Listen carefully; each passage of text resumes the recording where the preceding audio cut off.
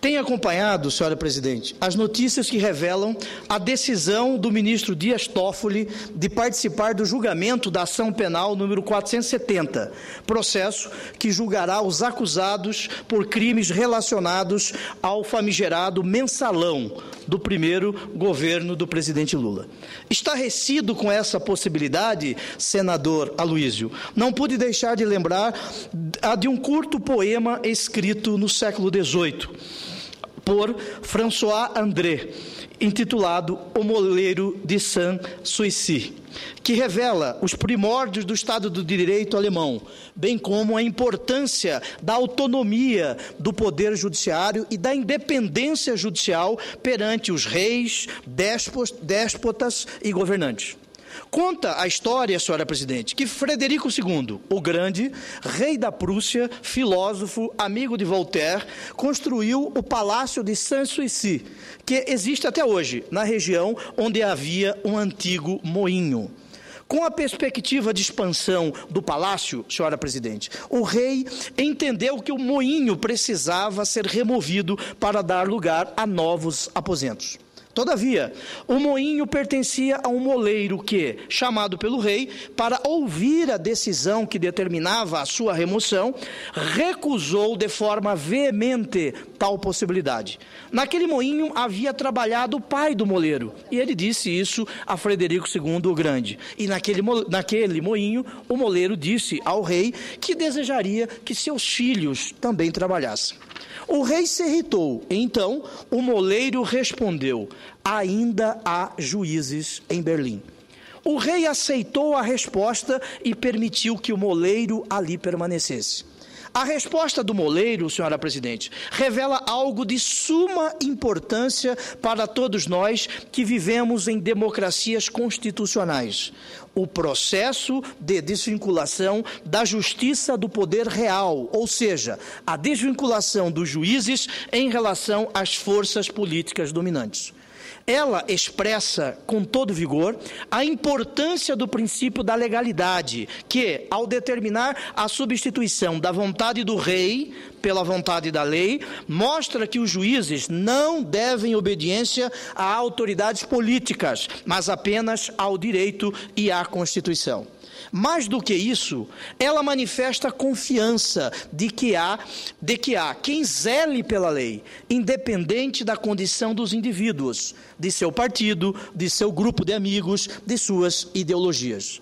Por isso, a Constituição de 88, em seu artigo 95, estabelece aos juízes as garantias da vitaliciedade, inamovibilidade e irredutibilidade de subsídios. Tudo isso, a senadora Aloísio, existe em nossa ordem jurídica para garantir a isenção e imparcialidade nos julgamentos. Para concretizar o mandamento constitucional inscrito no artigo 5º, de que todos são iguais perante a lei, e para repelir qualquer juízo de exceção, conforme o próprio artigo 5º, inciso 37. Mais ainda, senhores senadores, a cláusula do devido processo legal, prevista no inciso 54 do artigo 5º da Constituição, impõe que o julgamento seja feito por um juiz sem comprometimento com as partes e com o objeto da causa, o que chamamos de imparcialidade ou capacidade subjetiva.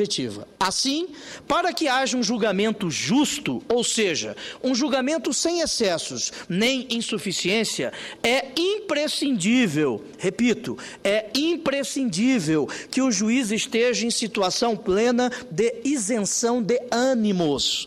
E o devido processo legal não apenas funciona como garantia dos réus, mas é a cláusula que assegura à sociedade que o direito será bem cumprido.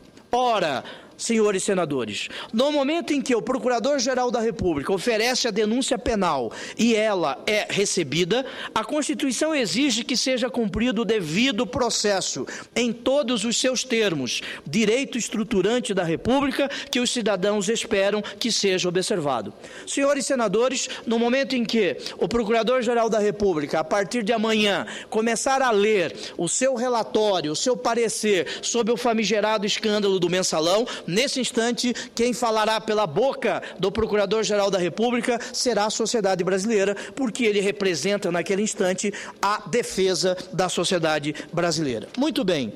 Em contrapartida, caso o magistrado verifique que, no caso a ser apreciado, existam fatores que maculem sua isenção ao decidir, o direito determina que ele tem o dever, repito, o direito determina que ele tem o dever de se declarar impedido ou suspeito, a depender da situação concreta. É assim que deve funcionar o Poder Judiciário em uma democracia. É assim que se constrói uma verdadeira república. No entanto, essa viga mestra do Estado de Direito é colocada em xeque, senhores senadores. É vilipendiada quando um ministro da mais alta Corte de Justiça da Nação, ante a tantos motivos para a sua suspeição, insiste em permanecer atuando no caso. Sabemos, senhores senadores, que nunca um julgamento será 100% neutro ou imparcial. Aliás, a neutralidade é um preconceito da Revolução Francesa em face dos seus juízes que faziam parte de um Estado que não aquele em que a burguesia fazia. Esta neutralidade, como nós todos sabemos, não existe, tendo em vista que a natureza humana não permite. Todos nós temos história, convicções, preconceitos, ideologias. Enquanto seres existenciais, não podemos saltar para fora do nosso mundo vivido e julgar a partir de um olhar indiferente aos nossos valores. Dentro de cada um de nós existe um ser. Este ser possui uma força incontrolável que Freud denomina de inconsciente. Nós não podemos controlar esta força. Todavia, os compromissos assumidos pelo ministro Dias Toffoli em sua carreira pregressa, bem como as circunstâncias específicas do julgamento da ação penal do mensalão, mostram data vênia, para usar um juridiquês, data vênia, com todo respeito, com toda licença, mostram que ele não reúne condições mínimas para julgar com isenção. Com efeito, há pelo menos 3 fatores objetivos e incontroversos que comprovam o que acabei de dizer. Primeiro, grande parte da carreira advocatícia do ministro Dias Toffoli foi atrelada à sua atuação como advogado do Partido dos Trabalhadores, principal partido envolvido no escândalo. Existe alguma mácula em ser advogado de partido político? É óbvio que não. Esta é uma atividade lícita e imprescindível para a administração da justiça, nos termos do artigo 133 da Constituição da República. De todos os ministros do Supremo Tribunal Federal, mesmo entre os indicados pelo ex-presidente Lula, Toffoli é o que teve maior militância e proximidade ideológica com o Partido dos Trabalhadores. Isto é um pecado? Absolutamente. Aliás, a Constituição, ela exige que o cidadão, ou ao menos assim deseja, que o cidadão tenha uma participação político-partidária. Isto faz parte da democracia, é bom, e nós queremos render homenagens ao ministro Toffoli em razão de sua militância política partidária, que não pode ser criminalizada. É algo importante para a democracia. E ele teve uma especial relação com os líderes do chamado núcleo político do mensalão. E aqui eu me utilizo de uma expressão do Procurador-Geral da República em suas alegações finais e no memorial apresentado na semana passada ao Supremo Tribunal Federal. Repito, além de especial relação com os líderes do chamado núcleo político do mensalão. Ou seja, os líderes do PT que formaram o epicentro do escândalo. Por exemplo, o ex-ministro José Dirceu, o deputado José Genuíno e o ex-tesoureiro Delúbio Soares. Sabendo que uma decisão condenatória pode comprometer a história de seu antigo partido, que mais uma vez eu quero render homenagens pela participação política partidária do ministro. O ministro teria condições subjetivas para bem apreciar as provas levantadas?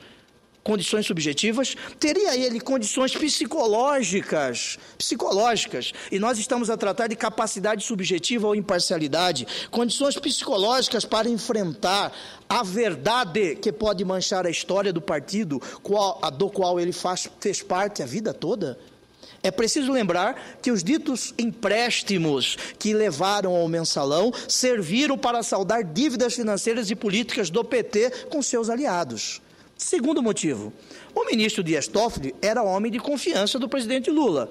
e do ex-ministro José Dirceu, este último réu no processo do Mensalão, tendo sido assessor jurídico da Casa Civil quando o ministro era o José Dirceu, que o Procurador-Geral da República dá o nome de líder da quadrilha, e advogado-geral da União do governo Lula.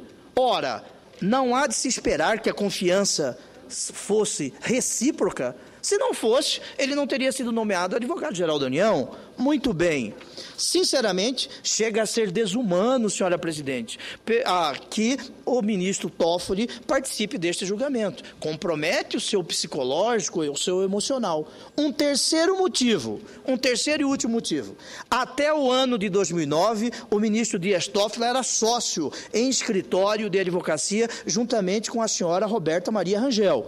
Atualmente, ao que consta, sua namorada. A senhora Roberta Maria Rangel trabalhou na defesa de outros acusados do Mensalão, quais sejam o professor Luizinho, então líder do governo na Câmara, e do ex-deputado Paulo Rocha.